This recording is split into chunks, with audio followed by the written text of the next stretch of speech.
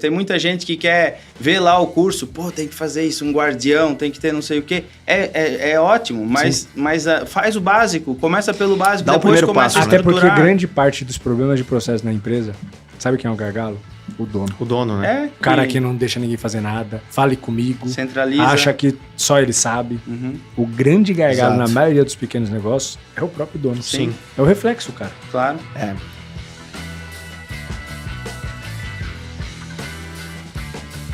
Buenas, seja bem-vindo a mais um episódio do podcast do Além do CNPJ. Primeiro de tudo, muito obrigado por estar aqui para trocar essa ideia de empreendedorismo vida real com a gente. E, cara, aqui na minha frente eu tô com dois caras que, primeiro, eu admiro muito como gestores, como profissionais no ramo que estão. Inclusive, são profissionais que agregam ao serviço que a gente executa lá na empresa de construção civil. Então, a gente troca muita figurinha. Hoje mesmo, porque os caras não são de São Paulo, são do Sul, hoje mesmo a gente estava fazendo um evento para construtoras na parte da manhã e aproveitamos a estadia deles em São Paulo para a gente trocar ideia aqui de empreendedorismo. E é uma galera que o Além do CNPJ me presenteou. Porque é uma amizade super legal, os caras são sempre muito agradáveis e sempre agregaram muito na trajetória, participando inclusive dos cursos do Além do CNPJ, sempre contribuindo e tudo mais. E, cara, é muito legal a gente ver que pessoas que vieram através do Além do CNPJ vieram às vezes como alunos, seguidores, alunos, e hoje são amigos de mercado, parceiros de negócio, e a gente está fazendo um monte de coisa junto. Então eu quero apresentar para vocês Neto e Rafael. Meus brothers, muito obrigado pela presença. Eu tô muito feliz que vocês estão aqui, cara. Foda é a agenda, toda hora vocês viajam um pouco para São Paulo, né, cara? Sim. Né? Mas, cara, muito obrigado. A gente vai começar a viajar mais. A gente tá com um plano de expansão aí que eu já tô ligado, a gente vai falar hoje. Mas muito obrigado por terem vindo e estar hoje aqui pra gente trocar essa ideia, viu? Tamo junto. Tamo junto. Cara, começando o papo, eu quero... Começando com o Rafa, tá? Vocês pensaram alguma coisa de quem começar? Não. Senão o Rafa tá preparado para ser o segundo e já fica nervoso. Não tem ordem, pode ir. Mas, Rafa, aleatório. É a mesma pergunta, eu vou repetir pro Neto. Fala um pouco da tua trajetória, antes de a gente chegar nos dias de hoje, da onde você veio, qual a tua referência, você nasceu de fato no Sul, como que foi essa tua trajetória até que você se tornasse um adulto e começasse a carreira profissional aí? Dá um overview pra gente. Legal. Então, primeiramente, Felipe, a gente agradece a oportunidade de estar aqui, né? Sentimos lisonjeados, a gente acompanha já há muitos anos. Então, meu nome é Rafael Schmidt, eu sou lá do Sul, da cidade de Blumenau, Santa Catarina. Muitos conhecem a nossa cidade como cidade da Oktoberfest. E eu nasci lá, praticamente a minha vida inteira vivi lá. Caramba, Teve uma época da minha vida, de 2005 a 2008, que eu fui trabalhar em Florianópolis, numa empresa chamada Brasil Telecom. Então, na verdade, dos meus 18 anos até os meus 20 e alguma coisa, eu trabalhei só com telecom. Legal. E depois, lá em Florianópolis, em 2008, eu descobri um câncer. Eu tive um câncer maligno, né? Sistema linfático.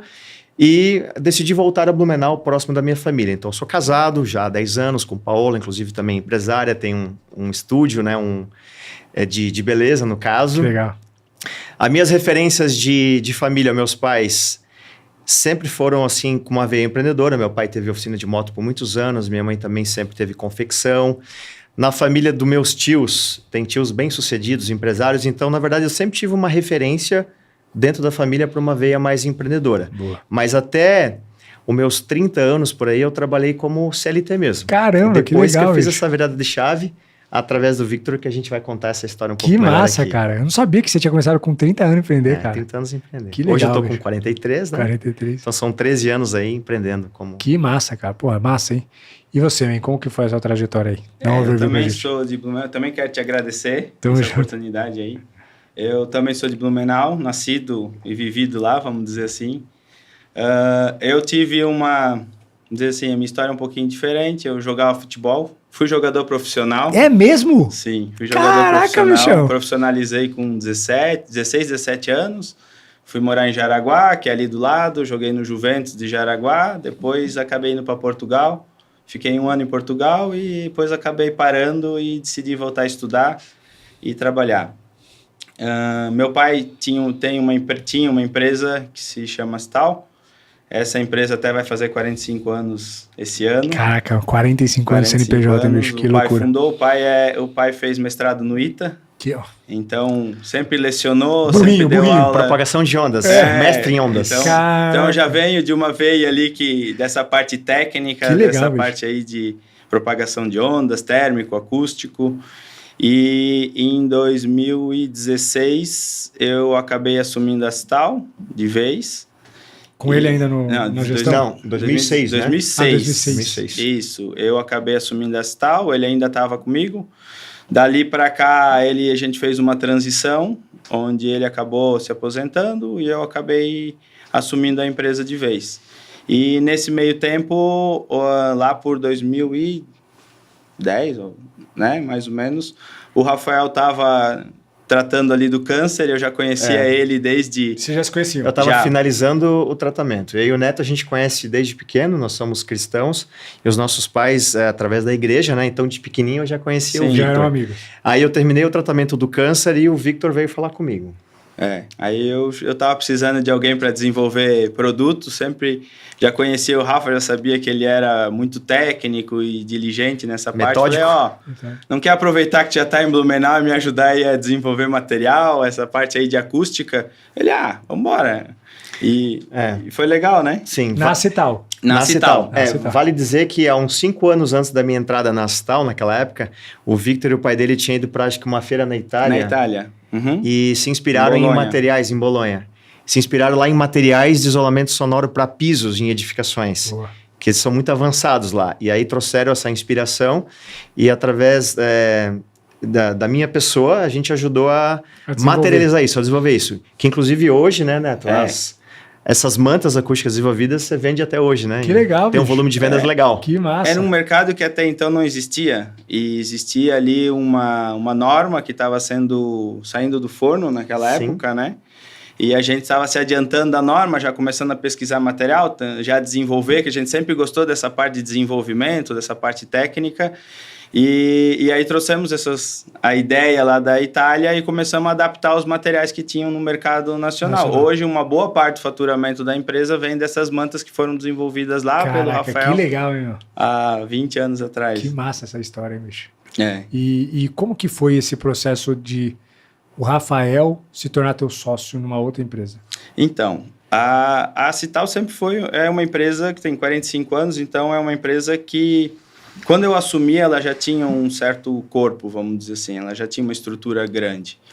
E em determinado momento a gente observou que a parte de projeto, ela não era bem aproveitado dentro da Cital. Porque como a Cital vende produto, vender o produto e o projeto, ficava uma coisa que...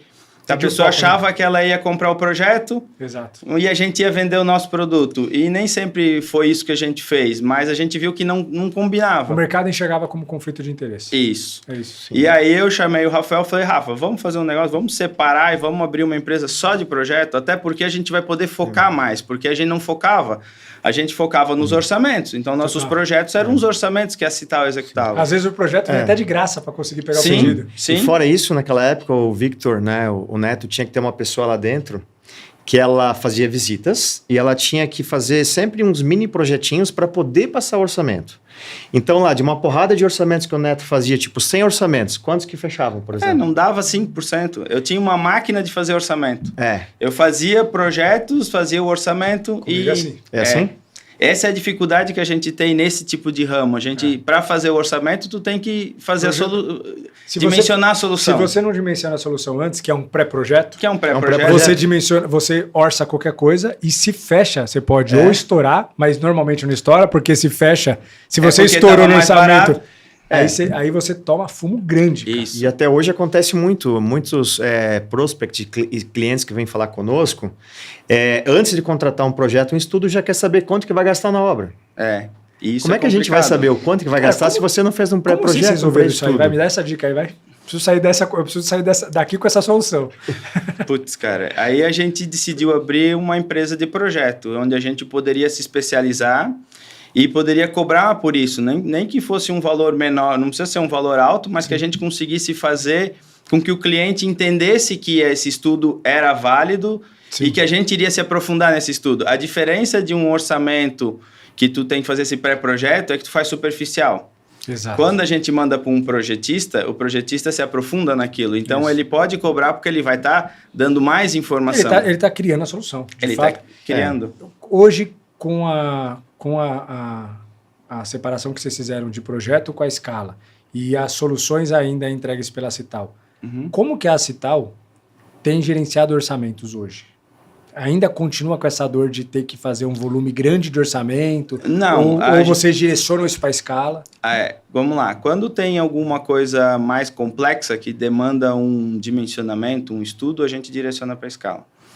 Quando é alguma coisa que ou vem de um projetista já, ou vem uma coisa que é um estudo simples, um estudo de absorção, um estudo de um isolamento, uma porta, um atenuador de ruído, essas coisas, a gente consegue dimensionar internamente e fazer o orçamento. Mas são coisas que não demandam um estudo muito grande.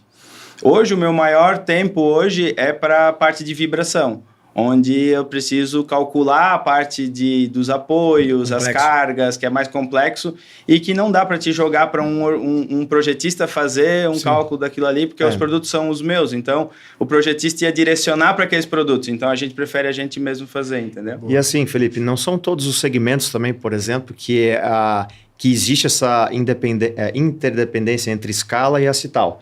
Hoje são empresas totalmente independentes. Nós hoje na escala, por exemplo, fazemos muitos projetos para prédios residenciais, onde na especificação de materiais vão as esquadrias, vai o tipo do bloco, o tipo do reboco, o material que vai no piso, e muitas dessas demandas não necessariamente passa pela Cital. Então a gente especifica isso em projeto, no sistema de piso vão 3 modelos de manta. E possivelmente uma delas é da Cital. Então o cliente vai orçar com o fabricante A, B e C. A gente sempre dá opções para o cliente tomar essa decisão. Mas tem projetos muito específicos, como industriais, que precisa ter um atenuador de ruídos, um silencioso, algo assim, uma cabine acústica, que aí demanda uma mão de obra especializada. Aí a gente recomenda normalmente a Cital, mas muitas vezes o cliente também pede uma segunda ou uma terceira opção, né? Mas, querendo ou não, acontece esse trocadilho entre as duas empresas. Sim, sim. E a Cital se posicionou o seguinte: o cliente chega lá, você tem o projeto, você tem o estudo, porque senão a responsabilidade recai sobre eles. Assim não, assim eles pedem um projeto, legal, a gente faz o projeto, e aí quem se responsabiliza pelo projeto? Nós, projetistas. Isso. A gente vai emitir uma RT de responsabilidade técnica, e nós somos os responsáveis. O bom é que a gente consegue executar o projeto, vamos dizer assim, sem ter aquela responsabilidade gratuita, que quando tu faz o dimensionamento, tu acaba assumindo, entendeu? Cara, é isso que eu vivo. Hoje, no nosso mercado, e na verdade eu não vejo saída. Pelo menos eu não consegui encontrar até agora. Por isso que eu quis aí um insight. É que eu acho que no teu ramo, será que não teria que passar por um projetista de esquadrias antes? Então, só que é o que acontece nas obras grandes. Nas grandes tem isso, né? Mas as obras, nas médias, e quando eu tô falando de média, é obra de 1 milha, uma milha e meia, não tem projetista. Aí o cara quer que você faça o pré-projeto, orce e execute. Ele tem um projeto arquitetônico, um mapa de esquadria da arquitetura, mas que a gente sabe, o arquiteto não tem conhecimento profundo sobre isso, então ele fala como ele quer o layout. Agora, como você vai fazer, dimensionamento e tudo mais, zero. Sim. Que aí a gente fica responsável porque eu tenho um setor de projetos que emite as próprias, que cria soluções, emite as RTs e executa então eu faço tudo. Sim. Né? E aí vocês começaram a escala. 13 anos atrás? Esse ano vai fazer 13 anos. 13 anos, cara. Eu e o Vitor, a gente veio desde o final de 2011 conversando a respeito, né? A gente veio planejando várias reuniões e efetivamente o nosso CNPJ foi aberto, acho que em dezembro de 2012. E desde aquela época, eu gostaria de citar isso, a gente fez um alinhamento de expectativa de sócios, o que cada um dos sócios espera. Faria.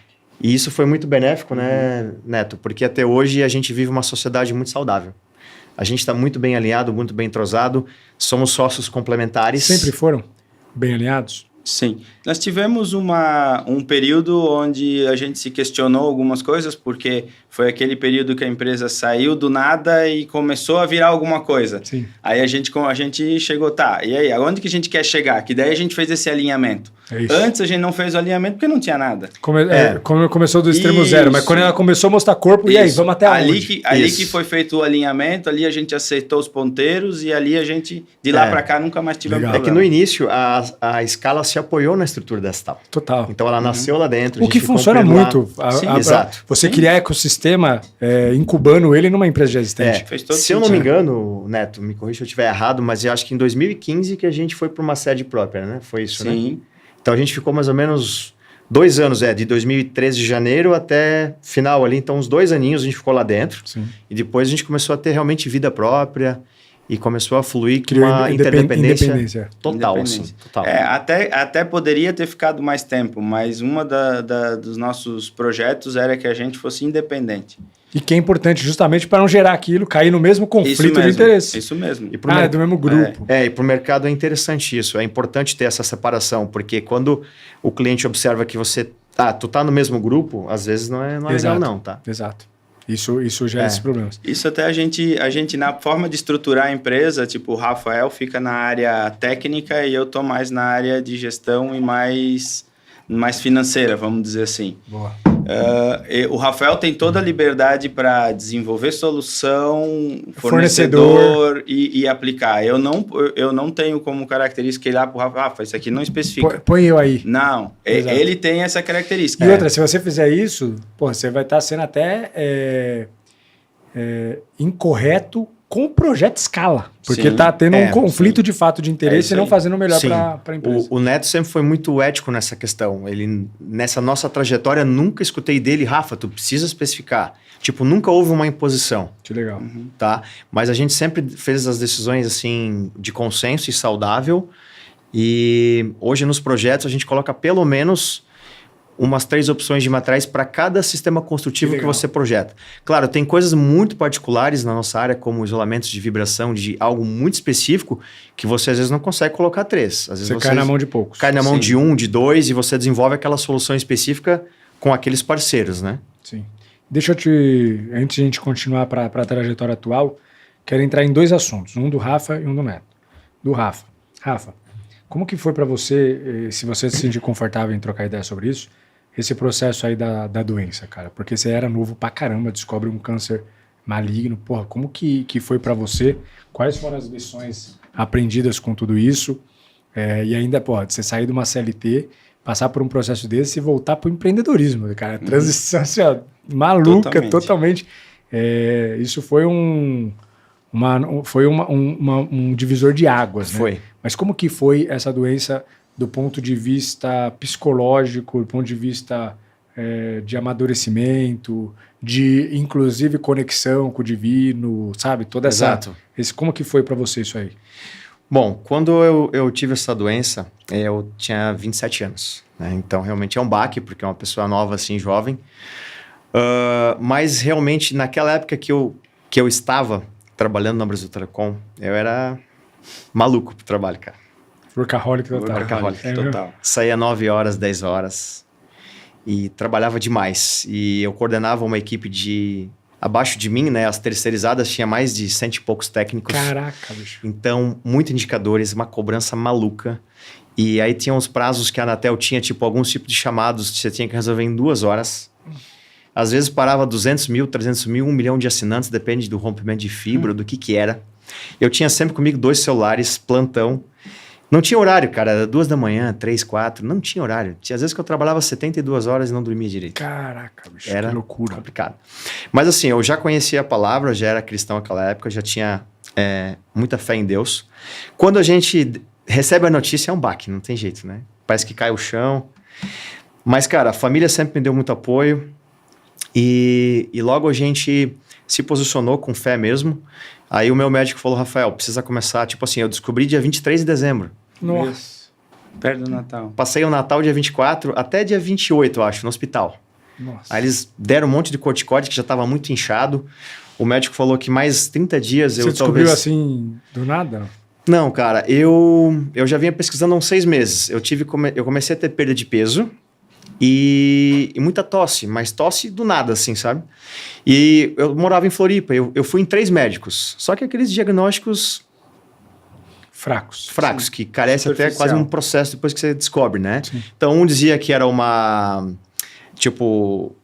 coisa no estômago, te fazer aqueles pH-metria, como é que se chama? Não é gastrite? Algo assim, um refluxo, sei lá. O outro falou que eu tava com uma virose e um outro problema lá que eu nem lembro, mas coisas esdrúxulas, assim. Sim. Quando eu caí em Blumenau, dia 23, voltei de férias com a família, daí eu tava com a minha mãe lá no sítio, né, que a gente tem um sítio para passar as férias. Ela falou, não tá certo, alguma coisa não tá certo contigo, vamos para Blumenau, no Hospital do Pulmão. Cheguei lá, o médico escutou meu pulmão e falou, tem algo de errado aí. Um simples raio-x de pulmão. Nossa, já pegou. Cara. E eu lá 6 meses pesquisando negócio. Meu E nenhum Deus dos médicos céu, pediu um raio-x raio-x de pulmão, que é uma coisa mais simples.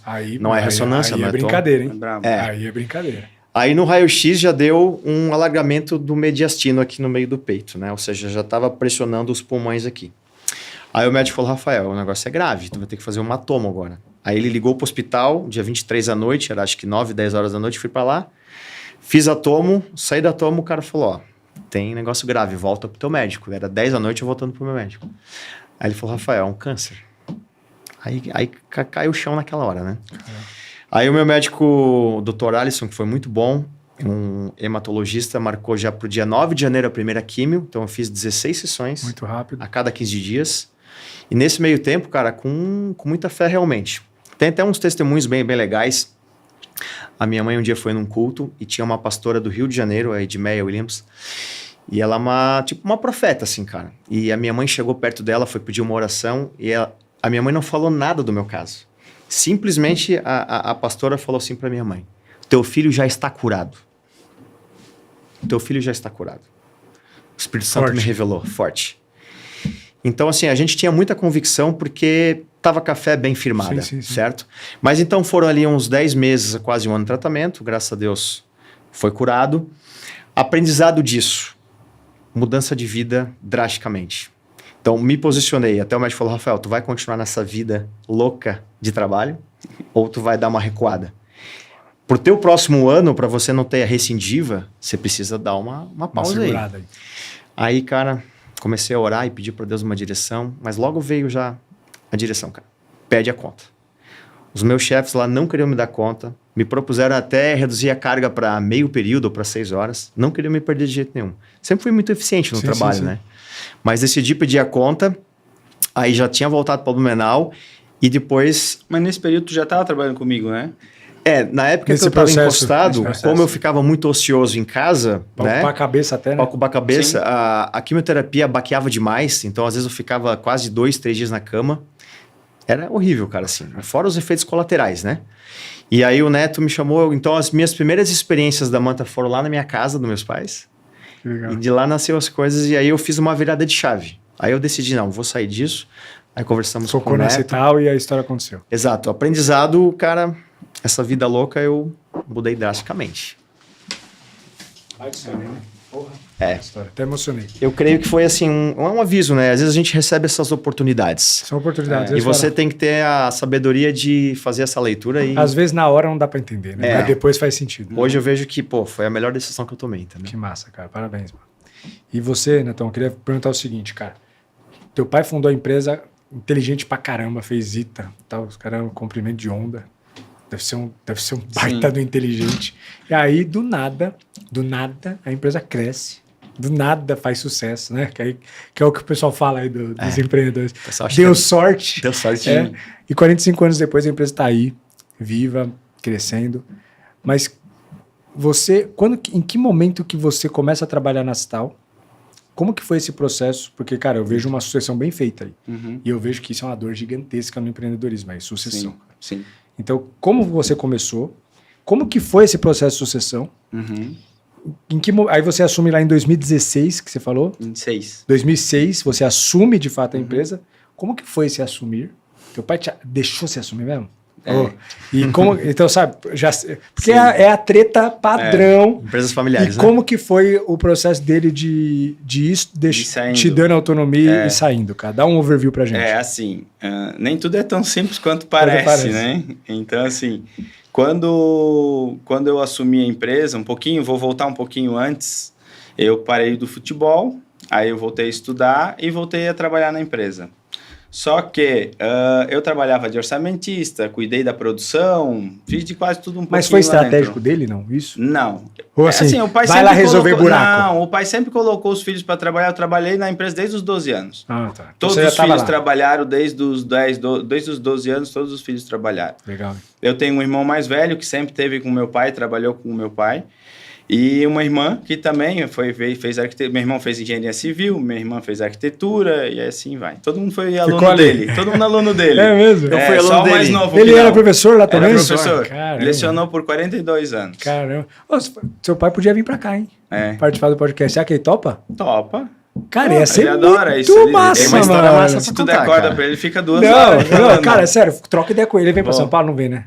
Não, eu trago ele uma vez aí. Cara, troca ideia com ele de Sim, verdade, sim, cara. sim. Ia ser massa contar a história dele, cara. Ele tem uma história Ele foi legal. meu professor, cara. Quando eu entrei lá na época na Astal, ele que me ensinou acústica lá na parte inicial. O meu aprendizado inicial foi com o seu Vitor. Seu Vitor. É um Seu cara Vitor, muito inteligente. Vitor Júnior. Para tomar ideia, ele fecha o olho e começa a processar as informações e pega um papel e, cara... Então, ele é um gênio, o pai do Neto. O professor legal. Pardal. Caraca, que massa. hein? Mas assim, era... Aí, o que acontece? Eu comecei a trabalhar em várias funções lá dentro. Chegou um momento que eu comecei a discordar algumas coisas dentro da empresa, não estava confortável, falei, pai, eu vou sair da empresa, vou deixar a empresa, mas assim, eu faço a transição, Sim. ensino tudo que tem que ensinar e boa. E saí, realmente, fiz minha carta de demissão É mesmo? e saí da empresa. E ele aceitou na boa? Aceitou. É mesmo? Aceitou. Sabe? É porque meu irmão estava na empresa, minha irmã estava na empresa, e assim, eu não dei muita alternativa. Sim, Era sim. uma decisão que eu já tinha tomado. Mas é porque normalmente o pai fica bravo. cara. Não, o pai foi bem tranquilo. sábio nessas Foi coisas. sábio. O pai Mas todos os seus irmãos estavam lá, né? A Vivian, o Thiago não lembro, mas estavam quase todos. Vamos lá, somos em 4. E aí você saiu Aí eu oficialmente. saí, fui trabalhar com implantação de sistema para factoring. Nunca tinha ouvido falar o que era uma factoring. Meu Deus do céu, cara. Então eu fazia banco de dados, implantação, dava treinamento. Isso Legal com- pra caramba, baita know-how, né? Não, massa, eu sempre gostei de tecnologia. E aí, nesse 1 ano que eu não estava lá, o meu irmão acabou saindo da empresa, e o pai tinha em vários CNPJs, um dos CNPJs era uma empresa de mão de obra, de instalação, e o meu irmão acabou, essa empresa de instalação se separou do grupo da empresa, e assumiu. o meu irmão começou a tocar essa empresa junto com um outro sócio que ele tinha. E meu pai ficou sozinho, minha irmã acabou assumindo junto com ele. Boa. Só que ele ficou meio perdido. Aí a minha irmã me chamou, Neto, não quer voltar?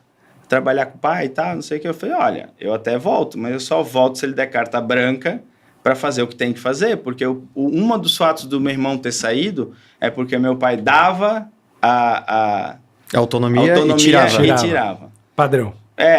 Coisas normais que até acontece, é muito fácil de acontecer. Então, eu cheguei para ele e falei, pai, eu só volto se der autonomia. E na época tinha consultor, eu lembro que era um senhor de idade, o seu Mosman, e eu perguntei, seu Mosman, tu acha que ele vai dar autonomia? Ele falou, acho que não. Aí eu sentei assim numa reunião, assim, todo mundo, e falei, olha, eu volto, desde que tenha carta branca para mexer em tudo que tem que mexer. E a empresa não estava numa fase boa.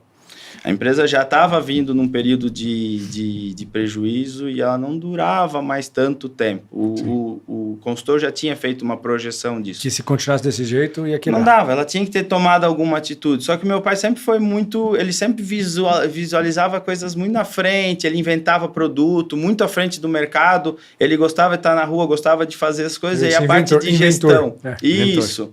E a parte de gestão ficou, às vezes, um pouco de lado. Cara, todo inventor é ótimo para um negócio, desde que tenha um sócio e um gestor. Senão não vai, mano. Porque inventor, cara, o cara tem uma visão surreal. Sim, na frente todo tira mundo. da frente E tira do gestor uma necessidade de inovação, porque o cara é inovação pura. Sim, isso mesmo. Só que ele fazendo isso, ele larga a gestão e a empresa... acaba sendo um gênio incompreendido. Isso. Por causa que o mercado não colaborou, mas o cara não olhou gestão. E você foi esse cara. Isso, aí eu peguei e falei, pai... Aí o pai, não, eu não quero mais. Toma, faz o que tem que fazer. Eu falei, beleza. Primeira coisa que eu fiz, prolabore pra ti, não tira mais nada. Você também vai separar PF, PJ, falei, né? PF, PJ. Minha mãe, por que vai fazer isso? Isso aqui não dá, porque tem financiamento, não sei do que, apartamento. Falei, olha, não é problema da empresa, é um problema de vocês. E meu pai peitou. O pai falou, tá bom, beleza. Ele segurou eu o vou rojão. me virar. Ele segurou o rojão, vou me virar. E uma das coisas que eu mostrei para ele também, que eu não tava lá por causa do dinheiro, eu cheguei para ele, pai, eu tô vindo trabalhar aqui contigo, como eu moro com vocês, e eu não preciso, e vocês estão pagando minha faculdade, eu não quero salário, eu vou trabalhar sem ganhar nada, Porque como a gente vai ter que cortar a despesa, vamos dar o exemplo. Você vai investir na empresa. Isso. Aí o pai ficou com o Prolabore, delimitado e tal, e a gente começou vamos dizer assim, todo um trabalho de recuperação da empresa. Então, assim, eu com 25 anos me chamavam de Justus. Tá demitido. Tá demitido. Se tu tivesse que fazer umas demissões... Eu tive que fazer demissão de gente que tinha o dobro da minha idade. Cara, quantos funcionários tinha na época? Cara, eu não lembro, mas devia ter mais ou uns menos. 15. E você começou a limar. Sim, tive que começar a limar, não tinha como. Tinha uns cabide, né?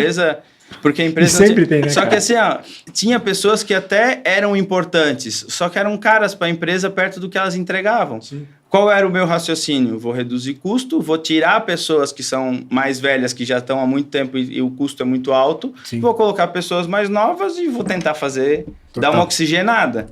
Então, assim, de todo mundo que tinha, ficaram 3 pessoas. O gerente financeiro, que era um senhor que já tinha trabalhado na Bung, tinha experiência. A pessoa do comercial, que já trabalhava na empresa há 30 anos, no comercial de obras, e uma de comercial de materiais, que ainda trabalha comigo hoje. Legal. Que é a Mônica. Então, foi feita essa transição. Só que, assim, até a empresa sair de onde estava, fazer aquela... e começar a voltar, isso demorou uns 2 a 3 anos. Cara, eu ia chutar 3 anos, cara. Mais ou menos porque esse foi o processo. Quando aconteceu isso na SEV, né? Na empresa lá da construção civil de esquadrias, a gente teve um problema operacional e eu retomei a operação. E, cara... É aquele negócio, quando você começa a colocar a casa em dia, você começa a ver cada coisa, você fala, nossa, é que dá aquele mix de sensação, desespero e felicidade, porque você fala, como que isso acontece?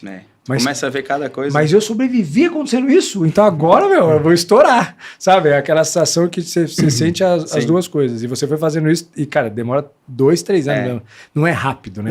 Não tem como ser rápido. E a rápido. internet vende uma ilusão de coisas rápidas, promessas fáceis, pílula mágica. Sim, e que tu vai ficar rico assim em 2, 3 anos, que a empresa fatura 2, 3 anos você colocou ela no trilho. Sim, para dar 0 a 0. Para depois caminhar. Como você sempre fala, né, Felipe? Trabalho duro, né? Trabalho duro, não tem cara. como não ser assim. E aí, do nada, que é de novo, mano, é que as pessoas não observam o quanto o empreendedor trabalha nos bastidores, cara. Sim. E a transição com meu pai, nesse período, ele continuou trabalhando na empresa, mas aí ele ficou muito mais na área técnica, atendimento e desenvolvimento. O que era ótimo para você. Que era muito bom. E depois ele foi saindo aos pouquinhos. Ele meio que eu falei, pai, como é que tá? Se precisar de mim, ele sempre teve muito disponível. Então, precisar de mim, quer viajar lá para São Paulo de carro, tô junto. Bora. O que precisar, ele tá junto. Mas ele foi saindo aos pouquinhos, ele ficou mais como um conselheiro, mais como um consultor, e com isso ele foi, às vezes, se afastando. Legal. Até hoje, se eu precisar, aparece um problema um pouco mais sério, alguma coisa de uma patologia, eu ligo para ele, pai, tá aqui, o que tu acha? Entendeu? Ele adora. Isso, adora. Não, é o que ele tem muita vivência, né? Já passou por tantos... Ele deve ser um cara que adora. Não, ele gosta muito. Pegar B.O., sim. Quer ver quando eu chamo ele para fazer uma visita, alguma coisa? Nossa, vai correndo. Sim. E aparece às vezes uns B.O. técnico bem cabreiros. Nossa, deve aparecer uns negócios malucos, cara. E como que vocês se dividem como sócios, sendo... isso é importante falar porque é um exemplo que dá certo, né? Então eu quero trazer esse exemplo para quem está assistindo. Você tem só a escala. Só a escala. E você tem a escala Cital e até investe em outros negócios, certo? Em outros negócios, como que funciona essa divisão e esse alinhamento de expectativa que vocês têm entre si sobre essas coisas? Porque eu vejo que muitas vezes uma sociedade que começa com... Apesar que talvez a resposta já saiba, porque ele já tinha a Cital e tudo mais. Mas quero a opinião de vocês de como vocês realinham sempre essas expectativas. Porque começa um negócio, 2 caras, numa empresa A. De repente, o cara abre um braço de outra coisa, às vezes não tem nada a ver, mas de uma empresa B. E gera uns ciúmes lá. Sim. E que isso muitas vezes desalinha a sociedade. Como que vocês gerenciam isso, cara? Então, esse alinhamento foi aquele alinhamento que a gente disse que a gente fez lá no início. Que aquilo ali nos protegeu de não acontecer alguma coisa de uma divisão no futuro. Sim. Porque naquela época, quando a empresa começou a crescer, a gente sentou e falou, qual que é a tua expectativa e qual que é a minha? E eu falei para ele, cara, eu tenho 2 empresas, não tem como eu me dedicar 100% aqui. E desde o início, eu precisava de uma pessoa que fosse técnica e que executasse. Eu não consigo fazer essa parte da execução. Sim. Não vou ter braço para isso. Em que eu vou te ajudar e vou estar sempre disponível? Na parte de gestão, na parte estratégica, na parte financeira. Então, a gente deixou bem claro. Então, assim, o Rafa é muito mais técnico e operacional. Sim. Então, tudo que é da parte técnica, de definição, ele tem liberdade de fazer tudo e eu fico como um conselheiro quando ele precisa de alguma coisa. E eu tenho liberdade para trabalhar toda a parte de gestão, a parte financeira, gestão e estratégica, daí a gente acaba trabalhando junto. E comercial, como que vocês fazem? Comercial sempre ficou um pouco aqui, um pouco lá. Quando é comercial mais voltado para o dinheiro, comigo. Vamos dizer assim, desconto, essas coisas, a parte de custo operacional, eu tenho isso muito mais na mão. Quando é mais a parte técnica do que vai entregar, como vai entregar e tal, é o Rafa. Por exemplo, preciso mostrar para o cliente uma solução nossa, o que a gente está vendendo. O Rafa vai fazer. Isso. Agora, precisa de um desconto? Vem para mim que a gente uma divisão bem parecida lá. Bem parecida. Então, eu estou muito em contato com o comercial, porque assim, como a gente vende produtos muito técnicos, né? Serviços de projeto, consultoria, muitas vezes nem o cliente sabe disso aí. Então, a gente precisa primeiro fazer uma venda consultiva. E através das reuniões remotas, ou até quando o cliente não é muito distante presencial, eu faço uma apresentação dos serviços. O que é um projeto acústico, o que é um diagnóstico, o que é um mapa de ruídos que vai ver ruídos de entorno. Então, eu levo essa informação para o cliente para ele ficar convencido, não, realmente é isso que eu preciso. E é como se fosse um closer, e na verdade eu entro muitas vezes naquelas propostas que o cliente está em dúvida, né, Victor? Uhum. E o cara... Daí o comercial vem para mim, Rafa, tu precisa fazer um meet comigo. Então, assim, semanalmente eu tenho vários meets com clientes que os nossos vendedores trazem até mim e eu faço aquelas reuniões. Eu sempre brinco com a turma, de 10 reuniões que eu faço com o cliente, no mínimo 8 ou 9 fechamentos. A taxa é muito alta. Depois que os caras escutam e tem convicção e o poder de argumentação, de persuasão é bom, o cliente fecha. E outra também, quando chega para você, já é filtrado. Sim, já é filtrado. É o que eu faço lá na empresa também. Lá na empresa é o seguinte, cara, lead topo de funil, eu nem apareço. Uhum. Eu só entro em lead fundo de funil acima de X valor. Sim, o nosso, até estava discutindo com o Neto antes. A gente não consegue fazer por valor. Tipo assim, propostas acima de, sei lá, 20 mil reais o Rafa entra. Porque é uma questão muito técnica, muito específica. Então, às vezes, eu entro numa reunião por uma proposta, sei lá, de 5 mil, ou pode ser uma proposta de 90 a 100 mil reais. Sim. É quando o vendedor observa realmente que eu preciso entrar para ser aquela reunião decisiva. Até porque são tantos anos de experiência e os nossos vendedores, mesmo que a gente faça treinamentos semanais, não é a mesma coisa. Não é a mesma coisa. Os caras não vão ter o nosso linguajar, eu coloco lá o projetista.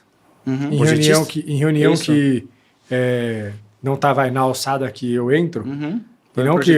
Isso não é síndrome de fodão, não. É porque senão eu não vou trabalhar. Senão não tem como. Porque a gente tem um volume grande lá, então a gente coloca o seguinte, dependendo do pedido, eu coloco o projetista. O projetista entra no call, participa, passa a parte técnica. Eu sei que não vai ser igual a mim. Eu sei que se for fazer um comparativo de 20 reuniões que ele participou e que eu participaria, talvez eu teria uma conversão maior, mas eu preciso deixar algo na mesa. Exato. Sim, porque senão eu não vou dar conta de nada. Os nossos vendedores também têm reunião de apresentação de proposta, mas as propostas mais específicas eu participo junto. Boa. E, de fato, algumas propostas, até às vezes para a indústria, onde tem um ticket médio maior e há uma complexidade no estudo, aí vamos falar assim, estudo de ruído ocupacional dentro de uma empresa gigante. É muito técnico. É muito técnico, é muita fonte de ruído, muita máquina, muito equipamento.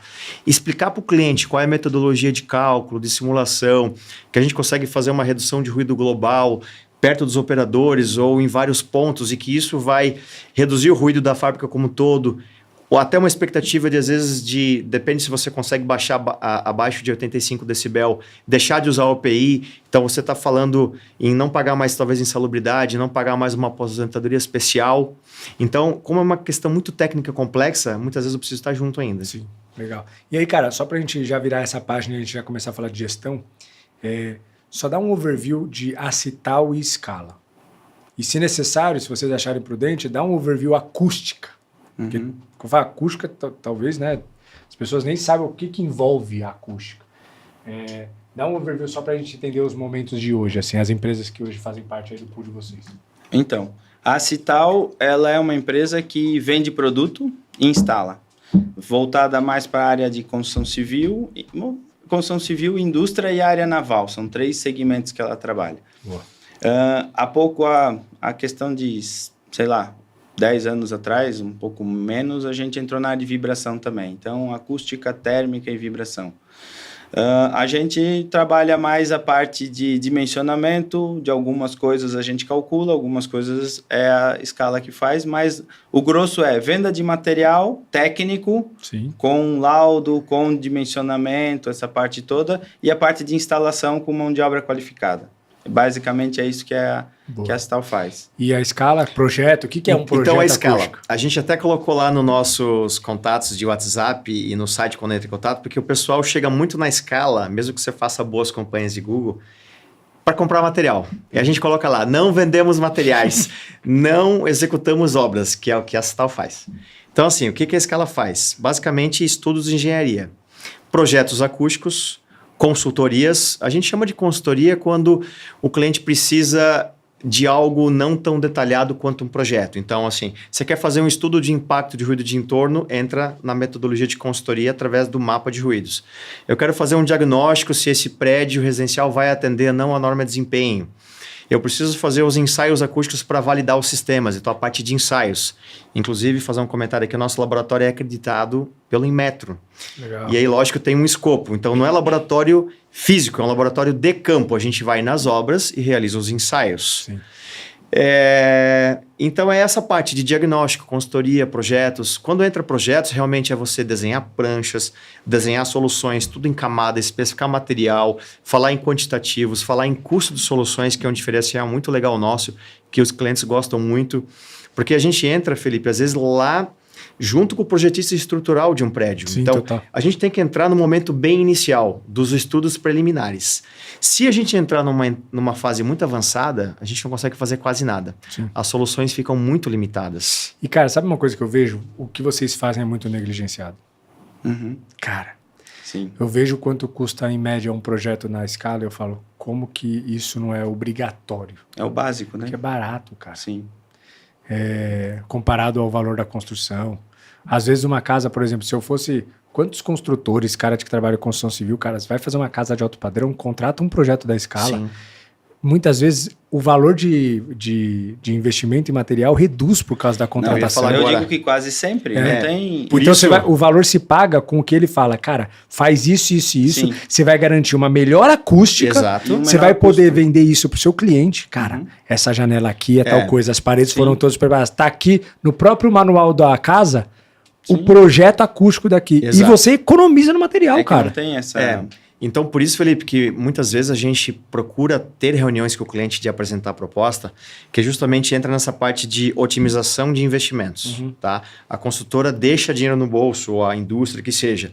Porque se a gente não tiver essas reuniões, muitas vezes o cliente acha que é mais um projeto. Pô, preciso contratar, pagar mais 20 mil, 30 mil, 10, 15, que seja. Então, se ele enxergar só como um custo a mais, ferrou, a gente não vende.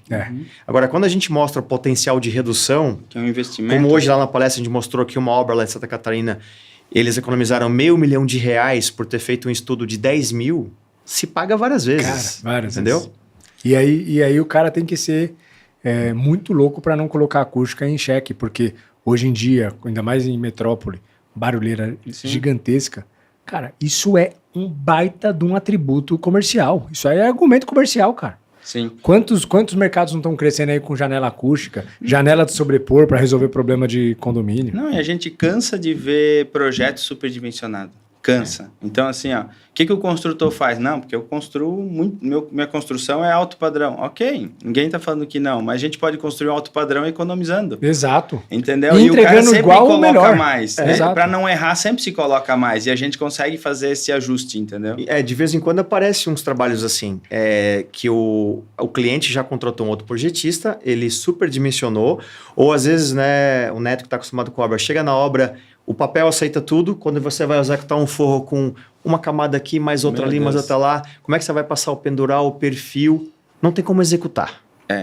Aí o cliente nos contrata para enxugar aquilo e dizer, cara, não pode ser tão difícil de executar isso. Tem uma maneira mais simples, mais simplificada, que vai funcionar e entregar o que você quer, né? Sim. O objetivo, fazendo algo mais simples. Então a gente também faz muito... Faz esse processo. Conserta cagada alheia. Cagada alheia. E como a Scala veio da Cital, e a Cital sempre foi uma empresa que forneceu material e instalou, então a gente vem com uma história e com um know-how já da parte prática da coisa. Isso não é só muito. a teoria.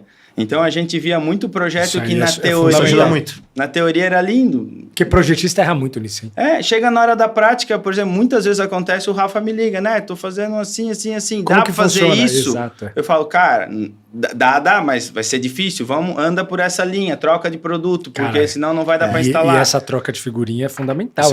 Faz toda a diferença na hora da obra. Eu vejo isso pelos nossos também. Projetista que não tem experiência de obra é cabaço. Para nós... Não adianta, cara. Sim, não tem? É cabaço. Para nós é raríssimo um cliente nosso pedir para trocar uma especificação. Raríssimo. Porque, de fato, a gente pegou essa expertise da época da Cital, da parte de execução de obras, e quando a gente coloca no papel, a gente sabe que vai funcionar, entendeu? Sim, top. E, pessoal, em algum momento lá atrás, para a gente começar essa trajetória de gestão, cara, nem lembro que curso que foi, que o Além de Ser lançou, foi o site da operação? Mentoria Impacto. Mentoria Impacto. Nós começamos no Impacto. 2021, né? 2021, cara. Lancei o Mentoria Impacto lá e, foram 4 encontros, 3 encontros, nem lembro como que foi. Acho que foram 3 encontros 3 encontros online. Que a gente fez online. E a Scala tava lá. E foi muito legal todo o papo. A gente entrou em todos o overview, planejamento e tudo mais. E lá me chamou a atenção vocês, porque assim, vocês tinham tudo muito bem estruturado. Era uma empresa muito sólida, muito enraizada. Diferente da maioria dos empreendedores, vocês crescem com diligência. Né? Até demais. Até demais, que é o que eu falei para vocês. Sim. Né? O empreendedor ele chuta a bola para frente e corre atrás. Sim. E vocês davam 3 passos, via se o campo estava livre e voltava lá, pegava a bola e falava, vem. Era meio conservador assim, vocês eram conservadores. Eu falei, cara, vai para cima, vocês estão com tudo pronto. Né? A gente até teve essa discussão. Para a gente entrar já nessa parte de gestão, mas qual foi a dor que vocês tinham para entrar na Mentoria Impacto? O que vocês sentiam que precisava? Como que foi esse processo aí para vocês? Só antes de falar da mentoria, deixa eu fazer um adendo aqui. Como é que a gente conheceu o Felipe, né? Eu não sei dessa história. O Neto me passou muitos anos atrás o teu Insta, né? Além de CNPJ. Na época da pandemia. E ele falou, Rafa, aparecer. segue esse cara. Que daí era a época do Dica de Ferramenta. Né? Isso. Cara, Dica de Ferramenta. A galera era boa. A gente aproveitou a galera muito lembra aquilo, até hoje cara. do Dica de Ferramenta. Então, a gente aproveitou muito aquilo. E depois que você lançou a Mentoria Impacto, aí talvez o Victor pode falar um pouquinho dessa questão do quais eram as nossas dores internas que a gente não conseguia superar esses obstáculos para melhorar a gestão da empresa. Sim. A gente tinha uma boa organização, mas a gente não tinha processos. Não tinha? Mas vocês funcionavam super bem, né? Funcionava bem, mas não tinha nada... Era assim, documentado. Era não tinha documentado. A gente era muito organizado, porque a gente já tinha uma boa divisão entre técnico e planejamento e financeiro. Sim. Então, existia uma organização, até porque o Rafa sempre foi muito metódico. Sim, mas estava na cabeça dele essa organização. Isso. E a gente falava assim, nós queremos crescer, mas como que a gente vai crescer se a gente não consegue se organizar para isso? E a ideia da Mentoria Impacto era muito daquela assim, o que a gente precisa fazer para dar aquele passo a mais que a gente não conseguia dar? Boa. Então a gente via que a gente tinha tudo estruturado, a gente era organizado, mas a gente não estava crescendo na velocidade que a gente achava que a gente podia crescer. Total. Sim, mas assim, naquela época a gente não tinha processos comerciais. Não. O comercial não tinha nenhum processo. Nada. As áreas técnicas tinham mais processos. Tipo, lá na empresa a gente tem o time de projetos e o time de laboratório. Hoje o laboratório acreditado pela ISO 17025 é obrigado a ter processos, né? Tem que estar tudo documentado, cheio de formulários. Obrigatório. É obrigatório. Então lá tá redondinho. O setor de projetos tem toda uma organização. Lá em 2020 a gente implantou na empresa a metodologia BIM, contratamos um consultor. Legal. Foi 1 ano de implantação. Então lá na época, até um ex-funcionário nosso, que era até um sócio, trouxe o ClickUp, que é uma ferramenta de gestão tipo Monday. É ótimo. Então a gente começou a criar toda a organização, as pastas onde salva os projetos, tudo com as suas pastas e subpastas. Essa organização sempre teve. Só que a nossa deficiência também estava na questão de documentar algumas coisas, né? Sim. Uhum. E a parte comercial? Comercial acho que era a nossa maior dor. E até a gente chegou a fazer uma uma live contigo, né? Sim, é verdade. E a gente, queremos expandir, queremos ir para São Paulo, queremos fazer um monte de coisa, mas a gente não tinha comercial, a gente não tinha estrutura. Na mentoria Impacto, o nosso projeto foi selecionado por ti, lembra? Verdade. Foi o melhor plano estratégico. Verdade. Aí você selecionou e é ao vivo com todas as pessoas da mentoria Impacto. Não lembrava disso, é verdade. Sim, e eu e o Rafa fizemos junto. Exato. Aí você nos entrevistou durante 1 hora lá ao vivo. Sim. E você foi vendo o nosso planejamento estratégico e vendo os nossos gargalos. E naquela época você deu direcionamentos pra gente. Que legal. Cara, que eram nossas dores. Agora eu lembrei, a gente fez um plano. A mentoria Impact era começo de ano. E a ideia era fazer. Puta, eu não lembrava. Era janeiro de 2022. Janeiro de 2022. E que a gente falou assim, cara, a gente vai fazer o planejamento da sua empresa. Planejamento estratégico. Aí no primeiro encontro eu passei um planejamento. A diretriz, como é para fazer. Que até então, a gente sempre tentava fazer um planejamento estratégico, buscamos na época Sebrae, e Sebrae nos ajudou em muitas coisas, tá? Né? Foi positivo de uma forma geral. Mas algumas coisas estavam empacadas. Sim. E aquela parte lá da mentoria nos ajudou a criar o nosso primeiro planejamento efetivo, cara, que começou a funcionar. E aí vocês mandaram, porque no dia seguinte, né, no outro eu falaria o seguinte, os melhores eu vou fazer junto. Isso. E aí vocês foram selecionados. Eu vou fazer um crivo aqui, fazer como... Que massa. E eu foi questionando. Agora eu tô lembrando de vocês, ficou muito bom, cara. E foi muito bom. Primeiro que a gente fez assim um pouco mais estruturado, porque a gente fazia muito mais empírico, meio que... Sim, na cabeça. Mas a grande maioria dos empreendedores deixa tudo na cabeça, cara. Mas naquela época, basicamente, o nosso diagnóstico é que a gente estava com várias coisas redondinhas na empresa, mas o resultado final nunca era tão bom assim, né, Victor? Faltava a última linha. Sim. A última linha tava... Encheu os olhos. Sim. Isso, exatamente. Sobrava pouco. Sim.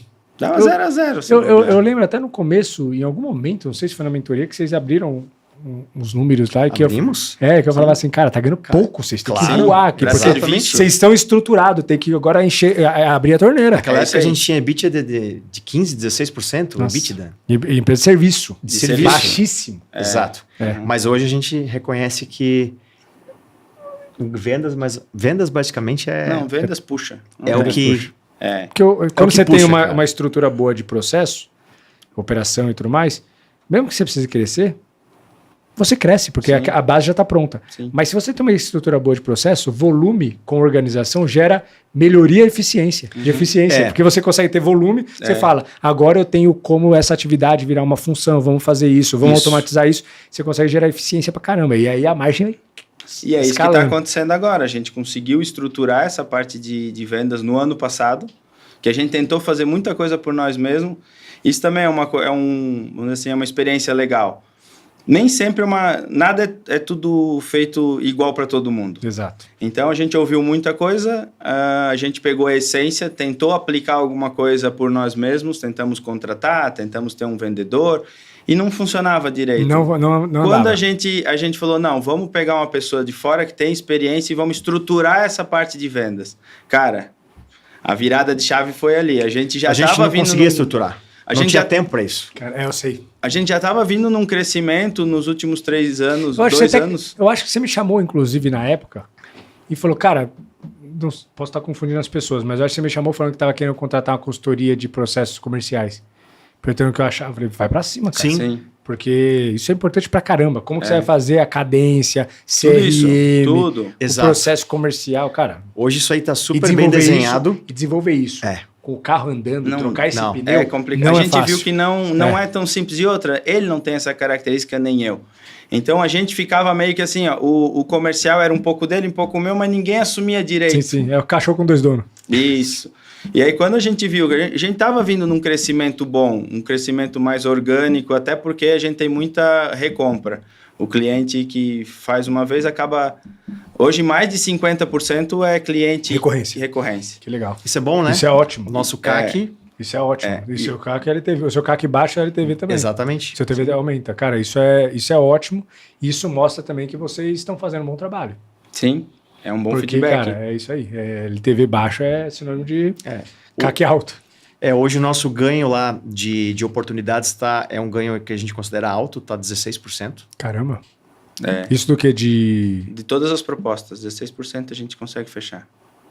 Isso é ótimo, hein? É muito bom. Na verdade, é uma faca de 2 gumes, hein? Às vezes a geração de lead tá baixa, mas... a gente tá trabalhando isso. Agora, assim, faz mas 6 meses... de qualquer jeito, ainda assim, 16% é um bom número. Mas assim, a gente enxergou que... A gente até analisando os números esse ano, o número do ano passado, o Rafael, mas por que a gente deu esse salto? Por que agora tá sobrando mais dinheiro do que sobrava antes? O que a gente percebeu? Que quando a gente começou a implantar o processo de vendas estruturado, e que ele começou a andar, porque primeiro é muito mais estruturação. E é muito bonito ver acontecer, né? Nossa, aquele 40% que a gente vinha tendo de recorrência de crescimento, que já é muito bom, passou para 80 e pouco, 88. A cada ano a gente crescia 40% em média. Os últimos 6 meses deu 80% comparado com os 6 meses do ano passado. Caraca, que legal, bicho. Dobrou, bastante, cara. Dobrou. Dobraram de tamanho. E assim, o que foi feito? Uma estruturação, uma venda mais ativa, um acompanhamento mais próximo. Aí tu vai ver os números, nem são números assim, porque o Google tá te entregando mais, Exato. Porque a venda ativa tá dando mais. O canal de aquisição está sendo o conjunto da Opera. É o conjunto da Opera. A gente está sendo mais eficiente. É isso. Esse mais eficiente a gente entrega mais, consequentemente sobra mais. Vocês estavam com 13 antes de EBITDA. Hoje, vocês podem abrir quanto? 33 se pegar o primeiro trimestre. Equipararam a empresa de serviço. Equipararam uma empresa de serviço. Dobrando o faturamento. Olha isso. Antes a gente tinha lá um faturamento X, lucrando 13, EBITDA 13. Agora tá 2x com EBITDA 30. Vocês aumentaram 4 vezes a geração de caixa. Sim. E não tá 2x. Tá gerando caixa? Que era um outro problema nosso, geração de caixa. Vocês estão conseguindo gerar caixa? O EBITDA tá convertendo em caixa? Sim. Isso, que é outra coisa que muitas vezes a pessoa olha lá e fala, nossa. Não, mas tá. Qual era a nossa dificuldade no passado? Como não tinha tantas vendas... às vezes a gente não conseguia formar um bom caixa, porque sempre reinvestindo. Cara, cada implantação que você faz é uma Babilônia de dinheiro, né? Implanta BIM, não sei quantos mil. Vou comprar uma câmera lá que filma o som. Outra grana. Uma câmera hoje quase 180k. Implantação de metro, 80k ou mais. E sempre reinvestindo. Equipamentos, são tudo caríssimos os equipamentos da nossa área. Sim. Então, sempre ia comendo do caixa, né? Reinvestir. Aí eu e o Victor também, a gente sempre teve, assim... No acordo de sócios, depende o ano. Esse ano não vamos conseguir fazer uma boa retirada. Teve ano que a gente não fez. Que legal. Teve acordos que a gente fez que a gente ficou, 2, 3 anos sem aumentar o nosso Prolabore. Então, tudo conversado. Tudo conversado. E cara, bem de boa. Isso aí é muito importante, porque sócio zoião... Estraga o negócio, cara. Sócio, às vezes, que tem um cônjuge que gasta demais. Exato. Ou o próprio sócio que é totalmente despreparado emocionalmente para finanças e torra dinheiro, coloca o burro na frente dos bois, a carroça na frente dos burros, dos boi. E aí, quando a empresa está num momento ruim e que precisa se fechar no seu casco da tartaruga, o cara não aceita. Sim. Porque como que eu vou bancar a minha vida? Amigão, você que não está sendo diligente como pessoa física. Sim.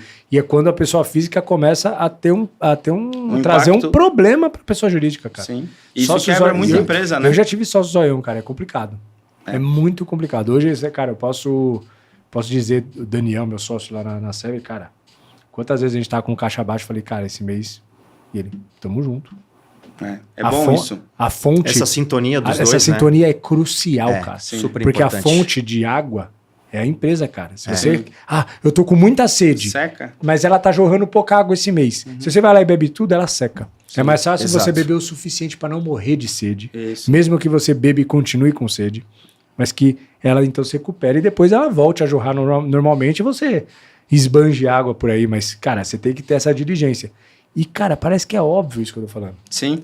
Mas quantas vezes a empresa tá ferrada de caixa e o cara continua sacando e dando as pauladas na pessoa física? Mas é por causa da pessoa física que não que sabe não consegue lidar com segurar, isso. cara. E a empresa travada de dinheiro, às vezes tendo problemas de fluxo de caixa que afeta a operação e o cara não abre mão. Sim. De uma retirada de dividendos, não é nem de Prolabore, que nem existe, porque ele não está dando dinheiro. Lucro. É aquela máxima, né? A empresa é o reflexo do dono, né? Então, se já na vida pessoal dele, ele é um cara desconcertado, despreparado, não tem uma boa inteligência emocional, ele vai levar isso para a empresa, né? E qual é o lado ruim da história, né? Você tem funcionários, cara, então você tem uma responsabilidade, né? Quantas pessoas estão abaixo de você ali? E lá na empresa a gente zela muito por isso, né, Neto? Então, a nossa cultura organizacional, ela é muito forte, assim. É uma gurizada jovem, bem né? jovem. Talvez a nossa média lá, o que? Uns 22, 23? Caraca! 23. É baixo. Geração Z na A veia. gente é os velhos. Pensa numa gurizada que pega pra valer, responsável, comprometidas. Que legal, isso é cultura. Cultura. Isso é cultura. Não. A galera Então, isso é mérito de vocês. E claro, temos lá colaboradores de 28 anos, quase 30 e tal, nós somos mais velhos, né?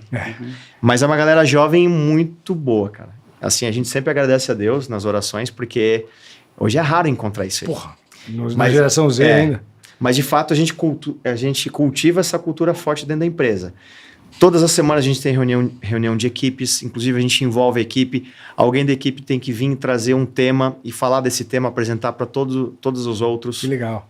De compartilhar conhecimento. Compartilhar conhecimento, né? Claro que tem períodos do ano que a gente consegue fazer menos encontros, mas sempre que possível, toda semana tem uma reunião de equipe. Né? Ou a gente mudou agora para quinzenal, era uma vez. Sim. Happy hour. Uma vez por mês. Happy hour uma vez por mês. Legal. Então a galera tá muito entrosada. Isso é fundamental. Cultura de time mesmo. Sim. Um time ajuda o outro, por exemplo.